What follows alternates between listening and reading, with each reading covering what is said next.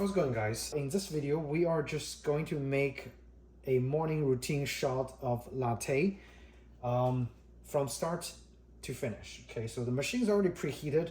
We have those on Alexa, so they can always turn on when we wake up and getting ready to make the first shot. Okay.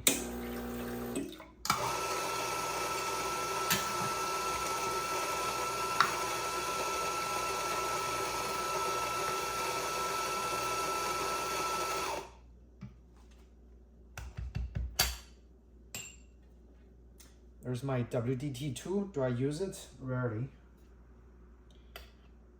And I'm using the Profitec Go's included temper, which is pretty neat.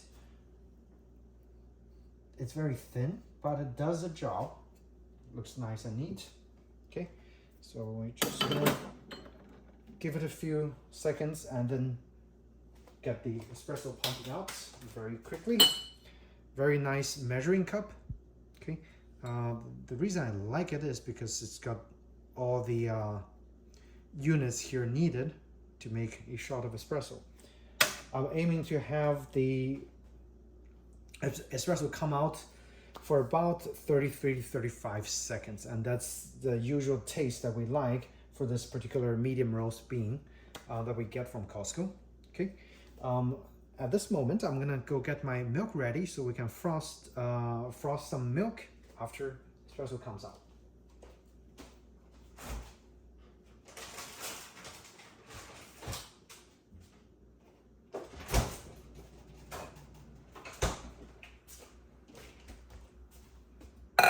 The interesting tip for you guys, if you want better foam, leave your cup in the freezer so it makes it colder when you're trying to frost, give it more time to develop more foam. Okay, so that's our trick.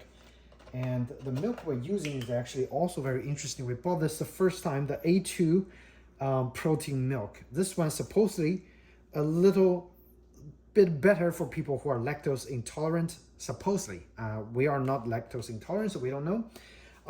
And it's got more fat. It's got 1 gram more fat per serving, and it's got 1 gram less of the protein per serving.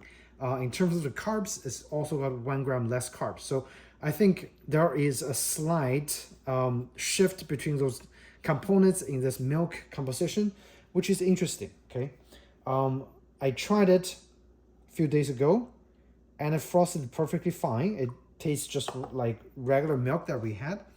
We usually use grass-fed, and this one actually tastes slightly less flavorful than the grass-fed milk.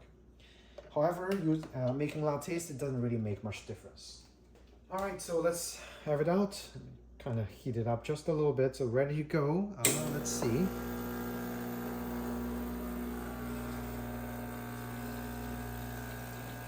Got the pressure set at about 9 bars, probably 8.8 bars. Temperature at 92 degrees Celsius. Better for medium roasts at a slightly higher temperature.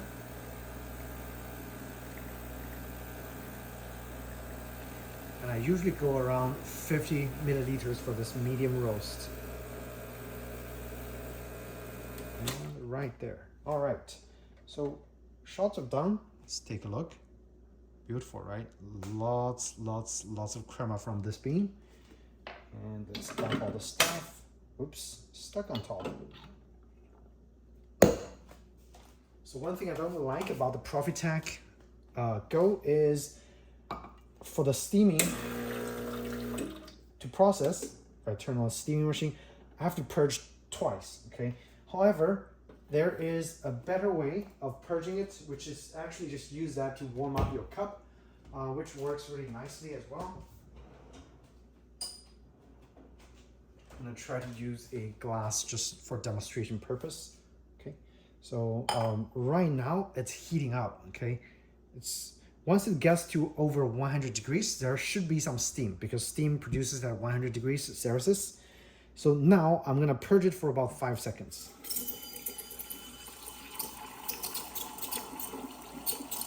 And what this does is it leaves some room at the top of the boiler.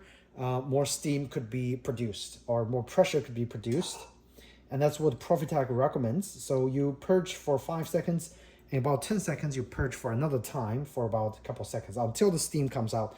then you're ready to frost. Okay. So now my cup is nice and warm, and should be ready to drink very soon. So I'm gonna dump those. I mean, some people actually dump this back into the reservoir so it doesn't waste any water. I don't really like to do that. All right, now it's steam coming out, so we're almost ready. So this is how much water it came out. That's steam. I have my steamer set at 135 degrees Fahrenheit, Celsius, I'm sorry. And we're just gonna start, see if you guys can see. I'm gonna try to change the angle just a little bit. Let's see. All right, good time to test iPhone's capabilities. Let's start. I'm looking to produce a lot of foam. And the trick for me is putting the tip at the center for the Profitec Go and just let it grasp some air just a little bit and then dip it back in there. And eventually you're gonna get lots of micro bubbles foaming inside the milk, which is really nice.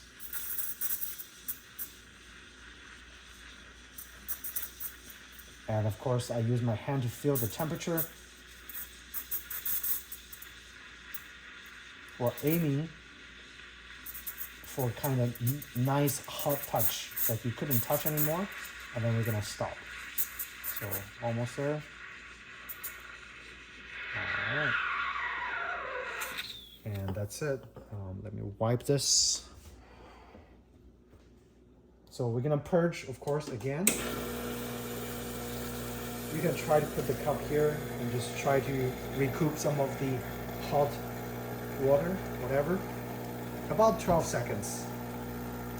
And that's how quick it kind of fills the boiler. It's a fairly small boiler. Now I'm gonna dump my espresso in here. And I'm gonna sit it there for a little bit so the fat from the crema could also go in there for a better flavor. While I try to clean the tip of the espresso machine. I would use a damp cloth and just generally wipe the underside of the shower screen and make everything nice and tidy. Okay, so we're ready to just pour the latte because everything's done. Alexa, turn off coffee machine. And as you can see, everything's on timer, so it's really easy. I don't even have to press any buttons. And that's the best part about using a Alexa timer. So you'll see some bigger bubbles on top. However, it's a very quick tap. And look at how creamy and thick this milk is, okay? And of course, it's gonna be a delicious cup of latte with lots of foams. And I'm not a latte artist, but just for fun, I'm gonna pour some foam in here. Look at that. So this is what you can do with the Profitec Go, okay? And also this tests the Profitec Go, or this actually tests my new iPhone.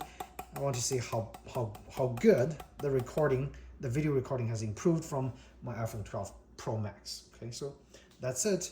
Hope you guys enjoyed this video with me. And if you have any questions about making a latte using Profitec Go, feel free to ask me. I'm gonna do this video once in a while just to keep you guys posted on how well this machine performs. I've had it for a few months now.